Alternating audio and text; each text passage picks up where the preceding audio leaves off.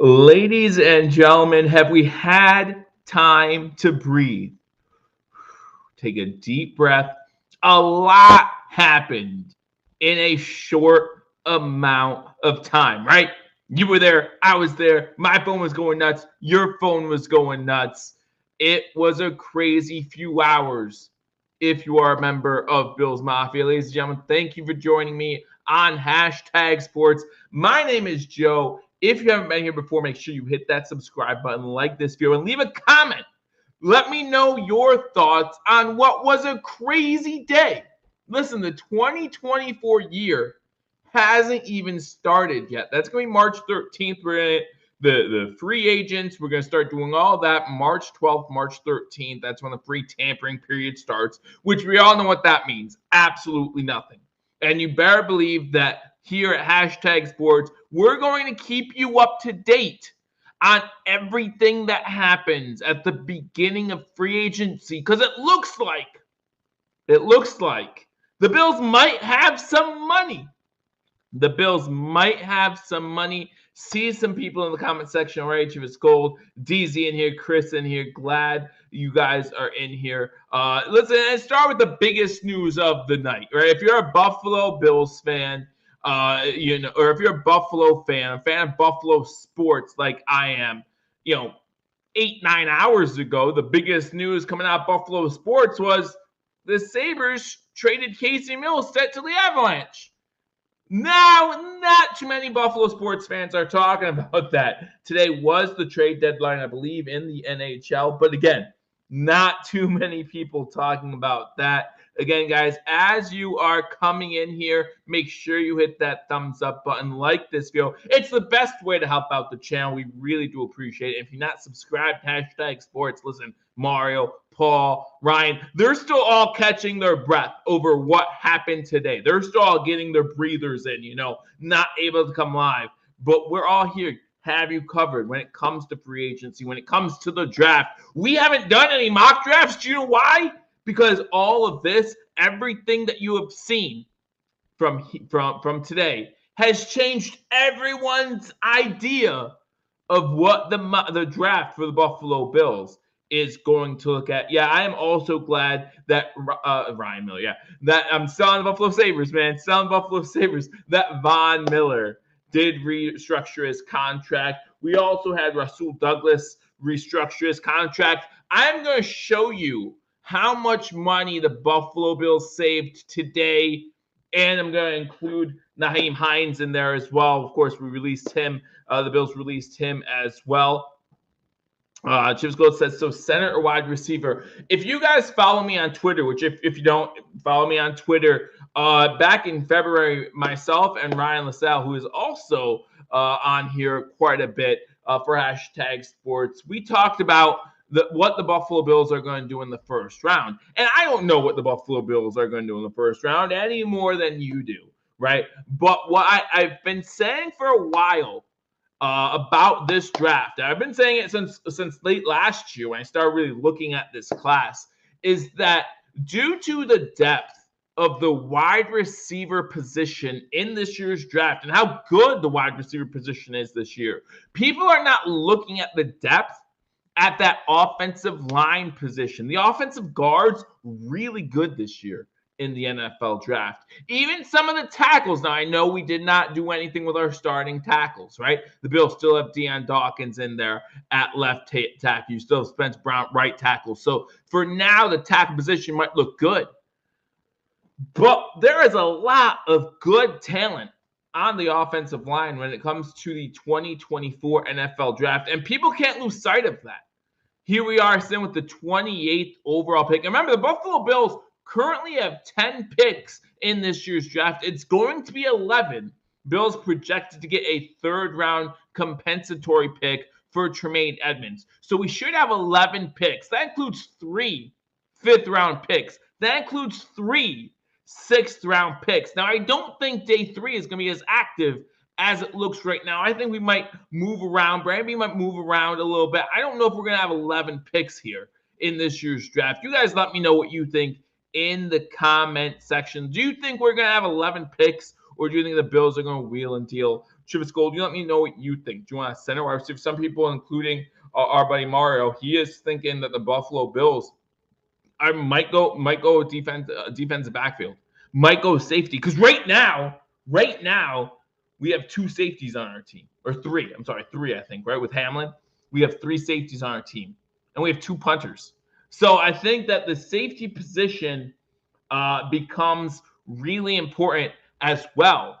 Looking at the NFL draft coming up, there's a lot of question marks, a lot of things that can be determined or can be figured out. But it all started today. Actually, it all started a few days ago, right? The Buffalo Bills releasing Nyheim Hines. That saved the Buffalo Bills about $5 million in salary cap. The Bills also trading Ryan Bates. And I didn't even add this to my numbers. So let me put up what I think are the estimated numbers from today, and also including the Nyheim Hines release. So I think today, if I did my numbers correctly, and someone can correct me in the comment section, math was never my strong suit, so I would be really surprised if I did the numbers correctly here.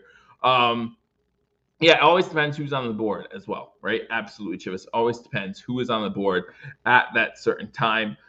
First round should be center. You think? I think that you can get center a little bit later in the draft. I don't think that you have to pull the trigger on center right away. And besides that, I think what we heard is that they're gonna move someone into the center position. Not sure how it's gonna work, and we shouldn't be too concerned or think that they still can't get a starting center in the draft. I think we can go ahead and say that that's still a possibility. But here's what I have figured, and I'll read you the numbers as I saw them as I was scrolling through Twitter feed. A lot of this, sent by Ian Rappaport, reported by Ian Rappaport.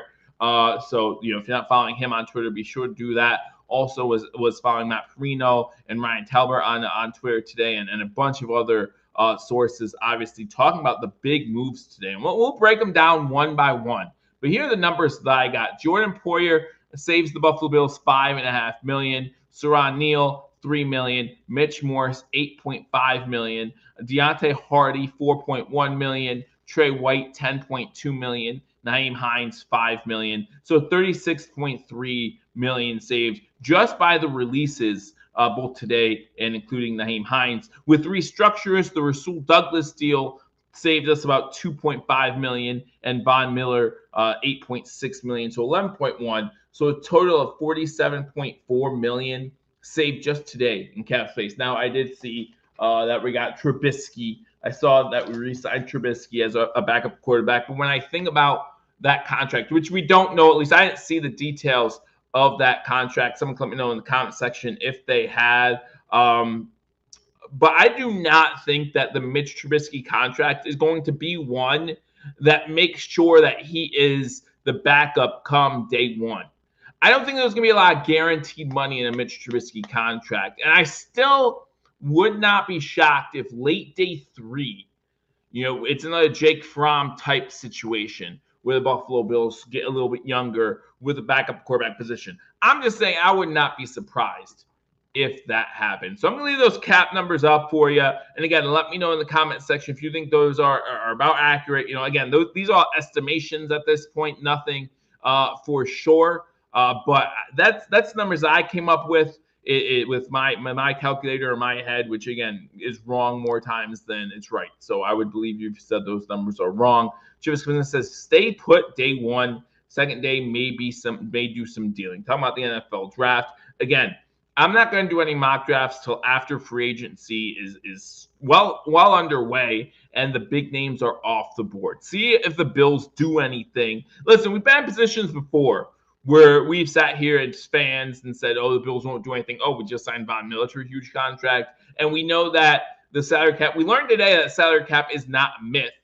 But what we should have also learned today is that Brandon Beane is trying to accrue some money.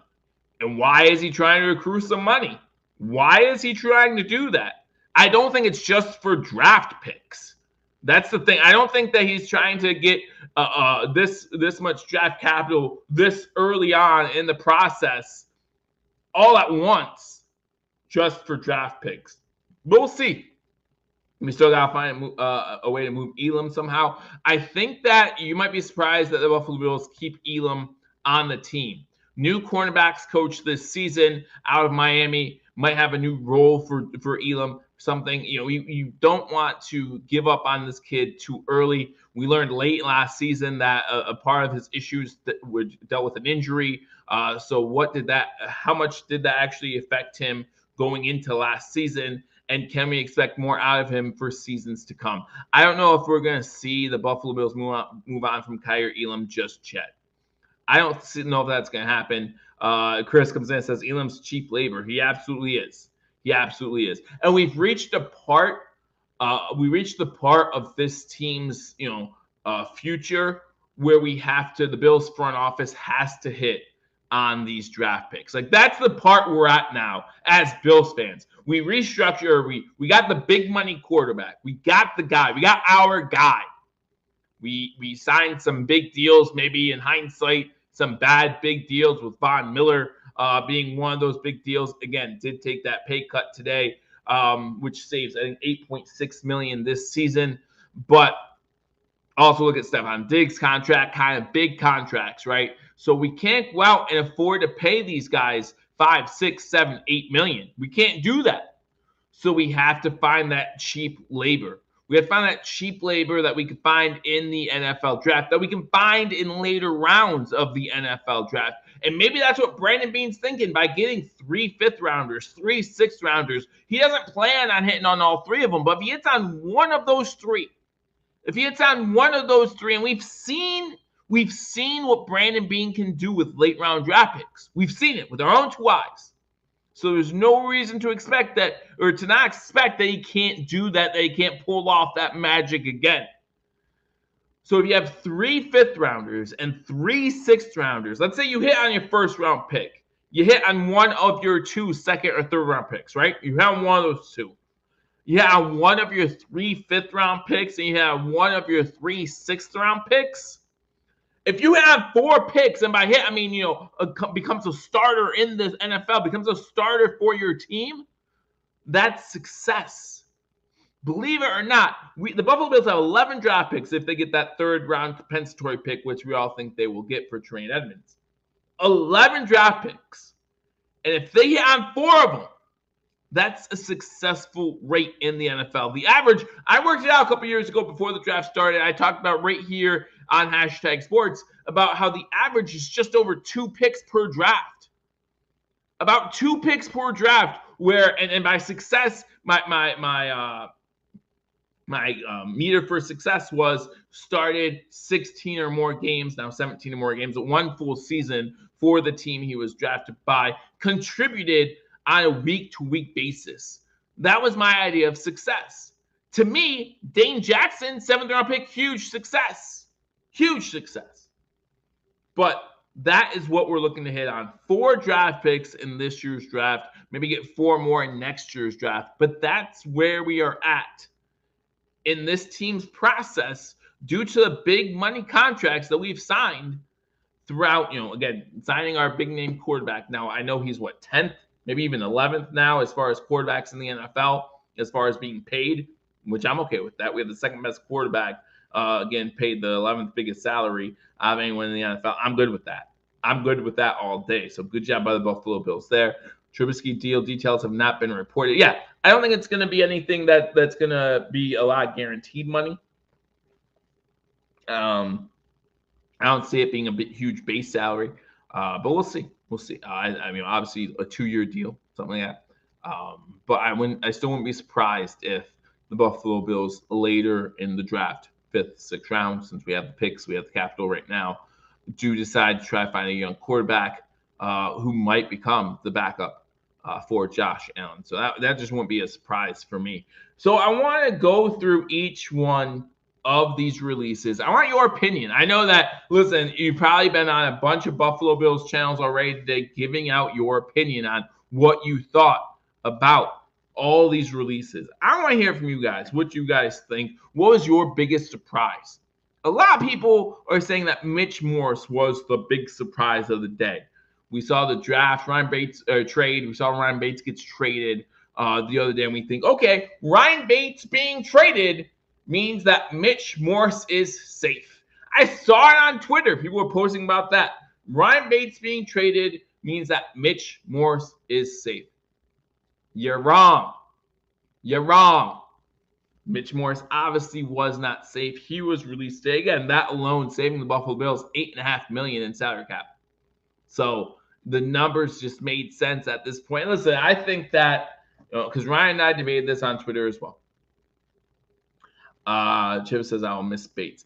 I think that the center is the second most important position on an offense, right? He's the one a lot of the times calling out the offensive line, calling out the blocking scheme. And I do not ever want to minimize how important Mitch Morse was to the rise of Josh Allen.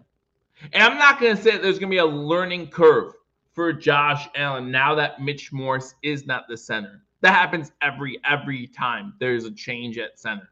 We see it mostly with the center quarterback exchange. Everyone worries about that. The moment the center gets injured, the first thing you tend to think about, the first thing you want to worry about is that center to quarterback exchange, especially if it's mid-game. You want to worry about that kind of thing. And I'm not saying that that's not something to worry about coming into 2024. If I recall, and some of you might remember this as well,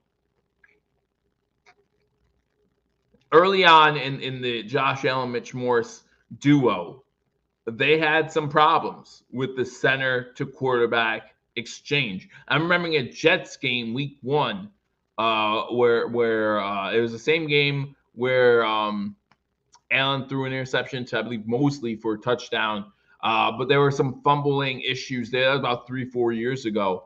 There were some fumbling issues there. There were some fumbling issues, I believe, in the Miami Dolphins game a few years. So they had some issues. And I'm not saying that it's not going to happen to whoever the center is moving forward for the Buffalo Bills. But when you look at that cap number, $8.5 million, that's a lot of money.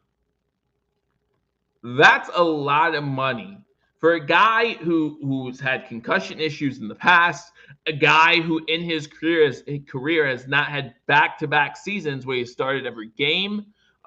Those are things that start to be a concern. And this past season, he played every single game. And that's great. And I never wish injury upon anybody, ever. I would never do that. But what are the odds if he's had a 9-year career and he's never had back-to-back fully healthy seasons? Well, now what are the odds that he has one? You know, you look at this Buffalo Bills offensive line last season. They were healthy. The starting 5 started every single game for the Buffalo Bills. That's so rare. That's so rare for that to happen. What's even more rare is for it to happen 2 seasons in a row. And Ryan on Twitter talked about how he likes to try to keep things cohesive. He wants to try to keep things as much same as possible, as much the same as possible. And I understand that. I do. I get that. Why would you change something that's working if you can keep it that way? And I get that. But at the same time, my thought process is, would I rather have 5 veterans in there and then have all their contracts run out around the same time, and then all of a sudden I have a whole new starting offensive line? Or would I rather, we saw Osiris last year come in as a rookie and do really well. So we have that piece now at guard. So we don't need anything there. We have Deion Dawkins for a few more seasons yet. We have Spencer Brown, hopefully, for 1 or 2 more seasons yet. So now we change up the center, and then he'll have a season or 2 under his belt before we have to go somewhere else. So instead of changing it all up at once, you're kind of mixing and matching and fitting things in, and hopefully you're finding the right pieces, because that's what the front office gets paid to do. That's what they get paid to do. Again, the savings are up there in total. So the first big name that we saw today was Jordan Poyer, right? Jordan Poyer gets cut by the Buffalo Bills, and it hurts. It hurts because for 7 years, pretty much for all McDermott's head coaching career in Buffalo, we've known that Jordan Poyer and Micah Hyde were back there. And Micah Hyde's getting ready to hit free agency, and Jordan Poyer just being released. It looks like Poyer and Hyde, neither one of them are going to be back there. And when the season ended last year, and we thought about this scenario of no Micah Hyde for the Buffalo Bills. There was a bit of relief that we knew that Jordan Poyer was going to be there, and you know what, that was going to be at least something, at least some veteran presence in that defensive backfield. Well, that's gone. That's gone. Now your veteran presence has to be Rasul Douglas, which is fine, but he's not a safety, right? And you look at that safety room right now, it's kind of empty. It's kind of empty. But, you do talk about, we did sign Rapp today as well. We re-signed him. So you have someone back there. But it's going to be very interesting to see, could they re-sign Morris for less money, Chuckles? Once free agency starts, and we saw this last year, I think it was with Poyer, right? We saw this with Poyer. Poyer became a free agent. He checked out what he was going to get paid everywhere else. We thought he was gone. I did a TikTok saying goodbye to Poyer. I did. And then what happens? A few days later, he re-signs with the Buffalo Bills. That's all possible. That's all possible. But the likelihood of that happening, what's that? But it happened with Poyer. So yes, Morris, Morse, can sign for less money. Any one of these guys can sign for less money if they go out, look at what's available to them, and they prefer to come back to Buffalo Bills Mafia. Chuckles says Poyer and Hyde looked old a lot of games last season. I will say that Jordan Poyer did not record an interception last season. Now, obviously, a lot of factors play into that. But Jordan Poyer is a guy who had multiple receptions most of the seasons he was with the Buffalo Bills. No interceptions. Now, he did have 101 combined tackles last year. And production is production. And you don't necessarily, you can't always replace that so easily. 3 of the 7 seasons or 4 of the 7 seasons he was with the Bills, he had over 100. It was 3 of 7. His fourth one, he had 95, I think, combined tackles for the Buffalo Bills. So, he was still productive for the Bills. But if you have Rapp back there, you get another young kid back there, and maybe you could see what they can do. But yeah, I mean, there's no telling what the Buffalo Bills are thinking going into the first round NFL draft. A lot depends on free agency. Obviously, we see what's happening because I don't think the Bills are done. Let me know in the comment section. Do you think the Bills are done releasing players? Because I don't. I think there are a few more releases that we might find out later tonight. Maybe they wanted to do it all on March 6th. Maybe tomorrow we find out more about some of these releases before March 13th, before next week. We will find out more about these releases coming for the Buffalo Bills. But let me know in the comment section. I disagree. Our defense looked better with them in than when they were out. And they look good. Our defense looked good a lot last season, both with and without them. I know a lot of people were not impressed with what Tyler Rapp did for the Buffalo Bills, but he's what we got now. He's what the Buffalo Bills got now. In fact, he's all the Buffalo Bills got now. I mean, they have Damar Hamlin, but that's pretty much it.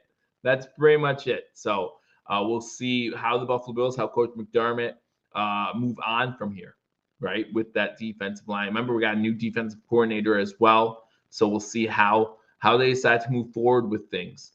This is uncharted territory for the Buffalo Bills as far as new defensive coordinator, new offensive coordinator in the same season, as far as having that big money quarterback and trying to navigate around that contract and other contracts to put out a team that could still contend for that Super Bowl. And like I said in the beginning, that includes hitting on some of these draft picks. We don't have a lot of cap room now. The Bills do not have a lot of cap room at this point. Not sure if over the cap or spot track is up to date yet. But remember, going into the offseason, the Bills were over $40 million in the negative. So like I said, and like I showed you with today's moves and Nyheim Hines and all that, the Bills saved 47.4. So I'm not sure, depending on, I mean, I would love $7.4 million. I would. I'm sure you all would take it. And for me, $7.4 million is a lot. As far as an NFL team goes, not a whole lot. Not a whole lot. But again, I'm not sure exactly where we are in the cap, but we have a lot of holes to fill. Again, I don't think the Buffalo Bills are going to use all 11 draft picks, but at the same time, to fill a roster, they might. They might. But we'll see. We'll see what happens. So the next name we hear about is Siran Neal. No surprise here. Siran Neal, more of a special teams guy. I like Siran Neal for what he gives the Buffalo Bills, for what he gives any team he's on. He's going to hustle. He's going to do well on special teams. He's going to be a depth guy if needed in that defense backfield. All things that we have needed Siran Neal for on this Buffalo Bills team. Siran Neal saves the team $3 million. Again, going into 2024, we were not most of Bills Mafia, most of Bills content creators would all agree that Siran Neal would not be on the Buffalo Bills, especially not at the number that he was at coming into it. And then, of course, the big name. Brian asked me a question and says, who would I like to see the Bills take in the first round? Well, Brian, I don't know if you're just joining. I did talk about this a little bit earlier, and I'll talk about it a little bit more now. Again, with the depth at wide receiver this year, and everyone talks about the depth at wide receiver, and I love the depth at the wide receiver position. People are forgetting about the depth on the offensive line this year and how good the offensive line is. And since teams are aching to get one of these great top 4 wide receivers, right? Because the top 4, so it's Marvin Harrison Jr. is number 1, right? That's obvious. That's easy. Whatever. We'll get that out of the way. But then the next 3 guys, Neighbors. I'm feeling that you guys, top of my head, you guys remember, they're 1, 2, 3, 4. That's obvious. So teams are fighting for those 4 guys. And so some teams are going to move up. And you'll see maybe even 6 wide receivers off the board before the Buffalo Bills pick. So we're talking 6 wide receivers. You're talking 4 or 5 quarterbacks. The offensive line, whoever is still available, is going to be a bargain for the 28th pick. And when it comes to, you look at this Bills team right now, the way it's constructed, after losing Poyer, after losing Neal, after losing Morris, after losing Hardy, White, Hines, after losing all those guys, the Bills can go in multiple directions with that first round pick. Listen, if they want to go wide receiver in the first round, I don't blame them. But in my opinion, if they want to go receiver in the first round, they're going to have to move up a little bit. I'm not going nuts. I'm not saying move up to the top 15 to get one of the top 4 guys. No, don't do that. But you're going to have to move up. Remember last year in the draft, the Bills were 6 picks away. And all 4 wide receivers that the Bills could have been interested in were still on the board. And for the first time in NFL draft history, the draft went wide receiver, wide receiver, wide receiver, wide receiver. Bam. Gone. So that's how much teams cherish that wide receiver position. But out of those 4 guys, I mean, you can argue maybe Addison too. Only one of them had a really good rookie season. Now, obviously, there's a lot more career to go. But you look at the second round for wide receivers. Look at the third round for wide receivers. Listen, I'm going to try to explain this to you guys as best I can. 25 years ago, Jerry Rice was the best wide receiver in the game, right? And how long was Jerry Rice the best wide receiver? Per season. How many years in a row was Jerry Rice the best wide receiver? 10. It was a long time where it was Jerry Rice and who was at his caliber? Michael Irvin? No. There was no one at his level. It was Jerry Rice and then some other dudes. Right? Now, in today's NFL, it's completely different. If a wide receiver is the best wide receiver in the league for 2 seasons, it's huge. In my estimation, and I think I won't be alone in this, I think most would agree with me, Justin Jefferson is the best wide receiver in today's game. And I think a lot of you agree with me. But what if someone told you they thought it was Tyreek Hill? Could you argue that? No. What if someone said it was Adams? Could you argue that? No. There are so many guys, and who knows who it's going to be in a year or two.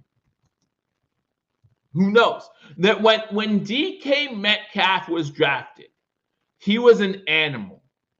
I remember everyone showing pictures of him before the draft and getting excited about this kid who was just a beast. And by the way, he's still a beast.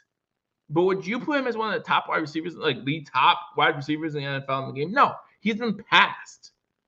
It's not long before you get passed in the NFL at wide receiver anymore. So to me, and remember, who was the pick right before Justin Jefferson? Do you remember who that was? So it's not just about picking these guys. You have to hit on these guys. You have to hit on these guys. And that's just the truth of it. And it was Jalen Reagor, I believe was his name, for the Eagles, who was picked the pick before Justin Jefferson. I think McConkey from Georgia is a sleeper. But see, I think that you can bundle a deal that gets you up in the early second round, maybe mid-second round, where one of those guys might still be available. I think and again, talk about the depth of the wide receiver position in the draft this year. I think there's third-round guys that are going to be starters, fourth-round guys that might be starters in the league. Year one, maybe even. I don't think you want to reach. When you're talking, and that's my biggest fear. My biggest fear is that the Bills reach on a wide receiver because they feel like they have to take one with this class the way it is. In today's NFL, yeah, that's 100% true. You take chemistry over talent every day, and you have to. You have to. Talent only gets you so far. And we've seen that plenty of times in the NFL. And this statement right here should be the truth, should always be the truth. But the problem with that is, though, and I agree with this statement 100%, but you don't know your team chemistry until you see what they can do together on the field. Josh Allen does not get to practice with the draftees this season. He doesn't. So Puka was a 5th-round pick. Now he broke all these rookie records, right? I mean, that's just, again.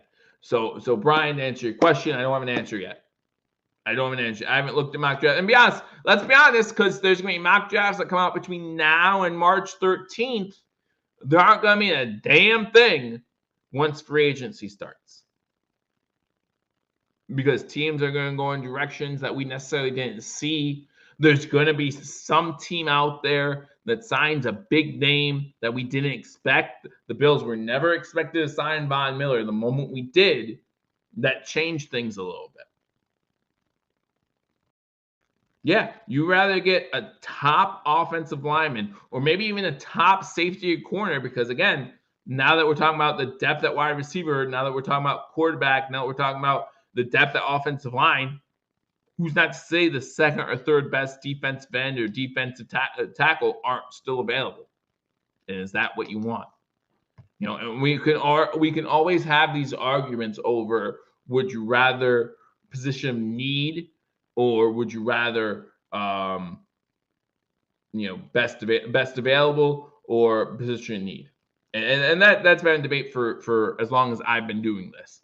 And there has to be a nice middle there. But at the same time, if there's something sitting right in front of you, right in front of your face, if Caleb Williams is available at 28, you take Caleb Williams. That's just the truth. Psst. Caleb Williams will not be available at 28. I'm just letting you know. That's what you do.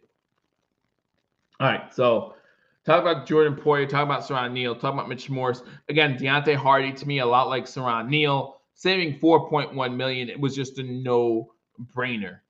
It was just a no-brainer to move on from Deontay Hardy. And to be honest with you, talking about the comment earlier, Deontay Hardy is one of those guys who I would not be surprised if he's back with Bills Mafia.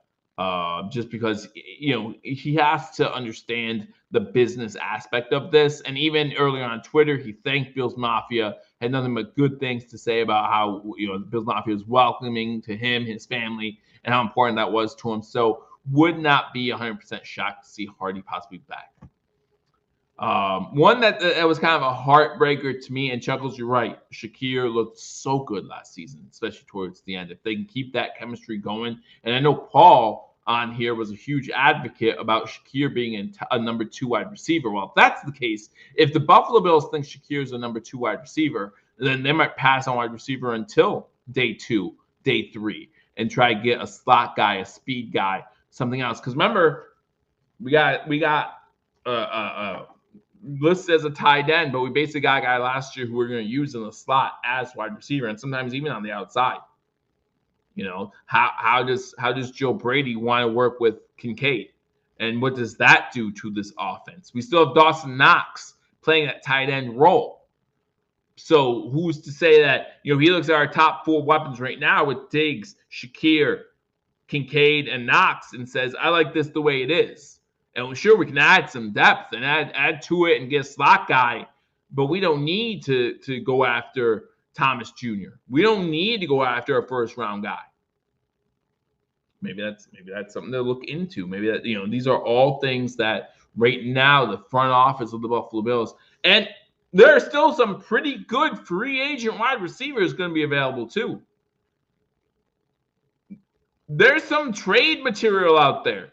I've seen Paul Morrow talking about getting Brandon Ayuk on this team. If you get Brandon Ayuk on this team, you no longer need to draft a wide receiver. Now, what will it take to get Brandon Ayuk? I don't know. But something to look into. Now, to me, the one that I knew was coming but hit me in the heart the most was Trey White. Trey White saves the Buffalo Bills $10+ million in cap space. So it makes complete sense. Unfortunately, 2 very bad-looking leg injuries in back-to-back seasons. One torn ACL, and then the other one ruptured Achilles. Just devastating. Was all pro not too long ago. And so, yeah, that stinks. I am a huge Trey White fan. I hope that wherever he signs, he catches on again. And becomes the talent that he was starting to look like he could be early in his career. Again, I understand the move, and I understand the saving $10+ million. But man, I really like Trey White. I went to his contract signing his rookie year. Big fan. So that's unfortunate. Was really hoping that casualty would not happen, but it was not a surprise. So those were the 5 releases the Buffalo Bills had today. 5 releases. And again, I put the Nyheim Hines one in here as well, which saves $5 million. Again, I feel like the writing was on the wall at the beginning of last season when he got hurt for Nyheim Hines. And that's unfortunate.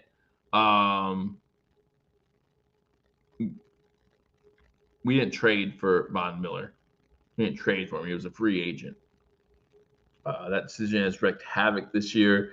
That has to go down as one of the worst in NFL history. Too much money tied. It's not going to go down. When you have guys like Hainsworth making $100 million from Washington. Bruce Smith's contract when he went to Washington was pretty bad. It's not even top 10. I'm not happy with the money that we sent Von Miller's way. I wasn't happy 2 years ago when it happened. I got beat up for it pretty good on social media, and that's fine. But I was very skeptical about that from the beginning. It just seemed like a lot of money. If we could have got the Denver Broncos Von Miller, obviously it was well worth it, even if it was just in the playoffs. Now, listen, the injury unfortunately set him back.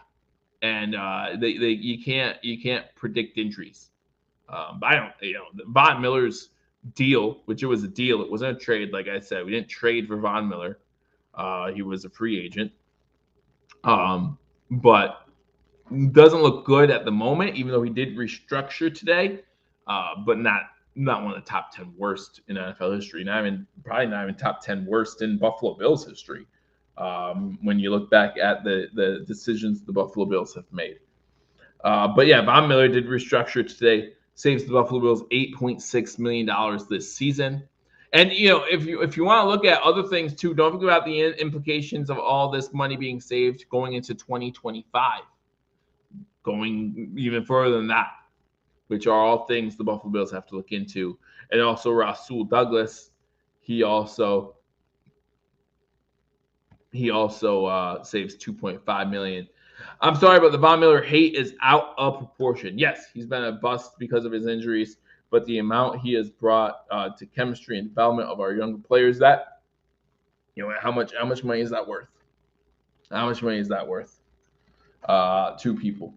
Because he did, and he was. Listen, he's the type of guy that he tore his ACL and he was like, I'll be ready for the playoffs. He was ready to go. He wanted to be in there. He wanted to help his team, and he still does. And that's what this restructure proves to me. He still does want to help his team. He still does want to be there for his team and make it possible to make that Super Bowl run. He didn't have to restructure. Now, the release word might have come into play if he did not restructure, but man, the Buffalo Bills would have been dumb to do that. Would have been dumb just because of all the money that were lost then.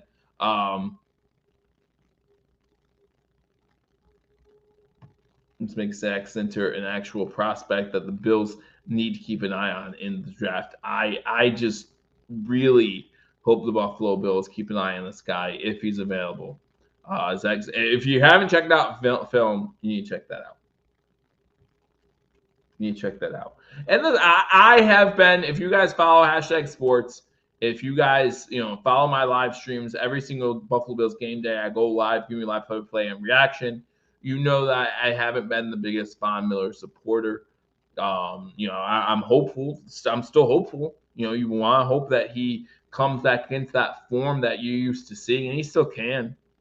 But I haven't been the biggest supporter of his. But at the same time, towards the end of last season, he was beginning to, and it was too little, too late, and didn't, help us in the Kansas City Chiefs game at all. He was beginning to show signs of old Von Miller. And you can be mad about the Kansas City Chiefs game all you want, but remember, no one else got pressure on Mahomes either. Not even the big bad Ed Oliver that everyone loves so much. With 11 picks, do we trade up? Do we trade down? And how much? Everyone's going to have different opinions on this. Do we trade? How far up do we trade? How far down do we trade? And I always want to remind people that in order to trade, you have to have a partner. It's not just as easy as Brandon Beane calling up the 15th overall pick and saying, hey, I'll move up to 15. I'll give you this and this, and you're going to trade with me because that's what I want. It's not that simple. It's not that simple.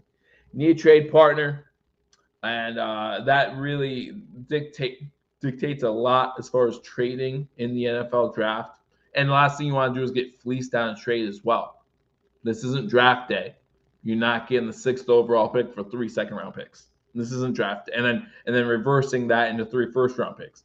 This isn't like that. You're not gonna get fleeced for a trade, and you need to find the right trade partner. If the Bills want to go wide receiver in the first round, and I just said this a little bit ago, if the Bills want to go wide receiver in the first round, then I want them to trade up. I want them to trade up in the first round if that's what they want. Again, not far. I'm not thinking Neighbors. I'm not thinking Marvin Harrison Jr. That's not where I'm at. But I'm thinking that if the Bills want a wide receiver in the first round, there are going to be teams that are willing to jump up ahead of them to get Keon Coleman. Someone like that, who should be available to you at, let's say, 20, 22. Now, what will that cost? That will cost you 2 It'll cost you maybe your compensatory third and a fifth, something of that nature. Now move up a little bit, right? I don't want to see the Buffalo Bills move in the top 15. One thing that very, very much scares me, I think about the last time Buffalo Bills drafted a wide receiver in a wide receiver heavy draft. They traded up in that draft too to get who? Who did the Buffalo Bills get when they traded up from, I believe, 9 to 4, something around there? Who did they trade up to get? Anyone remember in the comment section? Anyone? It's not even hard to remember. It's not even that hard to remember because it's so annoying that it happened. It's so annoying that happened. Put it in the comment section. Someone has to remember. Are you saying Kevin Costner lied to us? I am. And that Jaguars GM got a phone call, or looked really bad when he said someone's going to look like a clown or something like that in the morning, and if you don't make this trade, it's going to be you. No, he made the trade, and he looked like a clown. He looked like a clown. Yes, Sammy Watkins. Sammy Watkins. The Bills traded up into the top 10, giving away future draft capital and a lot of future draft capital to get Sammy Watkins. I was so mad. When the Bills traded up in that draft, I thought it was to get Khalil Mack. I really did. And I was so excited about the prospect of getting Khalil Mack. But they didn't. Instead, they went with Sammy Watkins. Now let's go over the wide receivers that went after Sammy Watkins in the 2014 NFL draft. At number 7, Mike Evans. At number 12, Odell Beckham Jr. At number 20, Brandon Cooks. 28, Kevin Benjamin. We ended up getting him, and he got hurt as well. And there's still some more. Jordan Matthews had a decent career. He also came to Buffalo and did nothing. Devontae Adams. He's been pretty good. So that is what scares me. Moving up, Jarvis Landry is on this list. Moving up in a wide receiver heavy draft. Picking up the guy that you want, even though I admit it's important. You go get who you want. You go get your guy. If there is someone you love more than anything in the world, then you trade anything in the world to get him. If you believe that Marvin Harrison Jr. is the next Jerry Rice, and you want him, and that's all you want, and you think him matched with Josh Allen, matched with Stephon Diggs, matched with Kincaid would be the biggest thing since sliced bread, and you can average over 35 points a game with them on your roster, go get them and take. I am, as a Buffalo Bills fan, I'm 100% behind just one before I die. So if it includes giving up 3 years of draft picks to give me the 2024 Super Bowl championship banner, at this point, as a fan, that's what I want. That's what I want. Now, if you believe, like I do, that there are wide receivers in this draft that might have better NFL careers than Marvin Harrison Jr., then you sit back and see what you can do. And Chuckles comes in and says the only wide receiver to move up for is Marvin Harrison Jr. I don't know if I agree with that. I think there are a lot of really good wide receivers in this year's NFL draft. I think and again, I just brought up a little bit earlier. I'll bring it up again. When the Eagles drafted Jalen Reagor, however you say his last name, over Justin Jefferson, there were plenty of people saying that wasn't that terrible. Where are those people now? Because now it looks awful. Now it looks like the dumbest decision the Eagles have ever made. I mean, they've won a Super Bowl since then, so no, they were in a Super Bowl since then. Watkins was injured by was ruined by injuries, not talent. But who's to say? I never want injuries, and I didn't advocate for. I just like Trey White. I liked Trey White. I never advocated for him. I think it was the right decision to get rid of Trey White. You're saving over $10 million in salary cap this year alone. It's the right decision. But I really like the guy, and I hope that he does well wherever he goes. And I don't think, Sammy Watkins' injuries were nowhere near the extent of Trey White's. But I'm not arguing with the fact that Sammy Watkins had injury issues. But he at no point in his career did, at some points in Trey's career, he's looked like an all-pro corner. At no point in Sammy Watkins' career did he look like a Pro Bowl wide receiver. And another great thing about Trey White, comparatively, in fairness, is we traded back. We traded away the Patrick Mahomes pick to get Trey White. We traded up into the top 5 to get Sammy Watkins. There's a big difference there. Big difference there. All right, we talked about the big news today. Obviously, a lot of news today for the Buffalo Bills. We talk about the releases, 5 big players. And like I said, I don't think this is done. I think the Buffalo Bills still need to save some cap space, and they need to do that before March 13th. You look up above my head right now. Those are the figures that I estimated the Buffalo Bills saved today and earlier this week with the or maybe late last week with the Nyheim Hines release. Saved about 36.5, a little less than 36.5 million due to restrictions. A little over 11 million because of the restructuring of the Rasul Douglas and Von Miller restructures earlier today. So close to 50 mil. Close to 50 mil. But I don't think they're done yet. So let me know in the comments if you're not watching this live. It's very possible to resign him because, yes, Trey Wright has a June 1st designation, which also means that 10.2 million in cap space does not become available until June 1st, but it's still going to be there.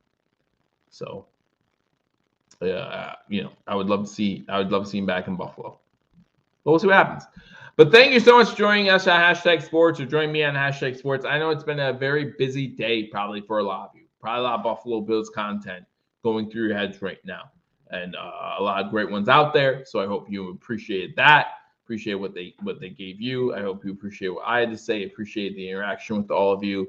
And I appreciate just you guys coming on here this late on a Wednesday evening to talk about some Buffalo Bills news. Don't forget, the NFL season starts next week, March 13th. Go Bills, and don't forget to like the video. Yes, don't forget to like this video. Again, if you're not watching live, leave your comment in the comment section. Let me know what you think about these 5 releases today, and more importantly, these restructures and what that means for the Buffalo Bills, not only in 2024, but 2025 and beyond. Appreciate all of you joining me again. Hope you have a great night. Thank you for joining me late on this Wednesday night, and we're going to keep you up to date as the 2024 NFL season gets ready to begin.